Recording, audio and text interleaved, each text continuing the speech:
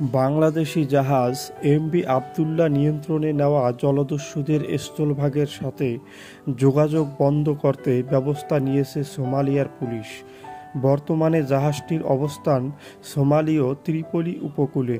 জলদস্যুরা যাতে সংগঠিত হতে না পারে তাই পুলিশ তাদের উপর নজরদারি রাখছে, আর জাহাজের চারপাশে বিভিন্ন আন্তর্জাতিক বাহিনী ঘেরাও করে রেখেছে।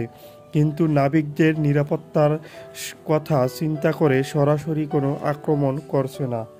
সোমালিয়ার উপকূলে 23 নাবিকসহ জিম্মি বাংলাদেশি জাহাজের নাবিকদের নিরাপদে ফিরিয়ে আনতে জলদস্যুদের সঙ্গে আলোচনাও চলছে।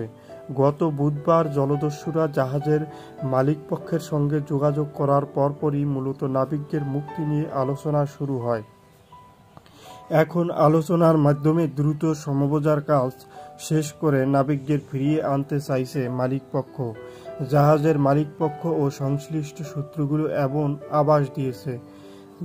জানতে চাইলে জাহাজের মালিকপক্ষ কবির গ্রুপের মিডিয়া উপদেষ্টা মিজানুর ইসলাম গতকাল শুক্রবার বিকেলে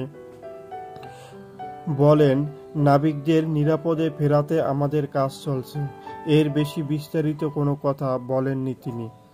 ভারত মহাসাগর থেকে 23 নাবিকসহ জাহাজটি জিম্মি করার 9 দিনের মাথায় বুধবার দস্যুরা জাহাজটির মালিকপক্ষ কবির গ্রুপের সঙ্গে প্রথম যোগাযোগ করে।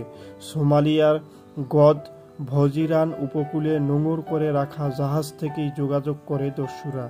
12 মার্চ সোমালিয়া উপকূল থেকে 600 নটিক্যাল মাইল দূর ভারত মহাসাগরে বাংলাদেশি জাহাজ এমভি আবদুল্লাহ ছিনতাই করেছিল তারা। বর্তমানে জাহাজটি সোমালিয়ার গদ ভজিরান উপকূল থেকে 1.5 নটিক্যাল মাইলে দূরে নোঙর করে রাখা হয়েছে।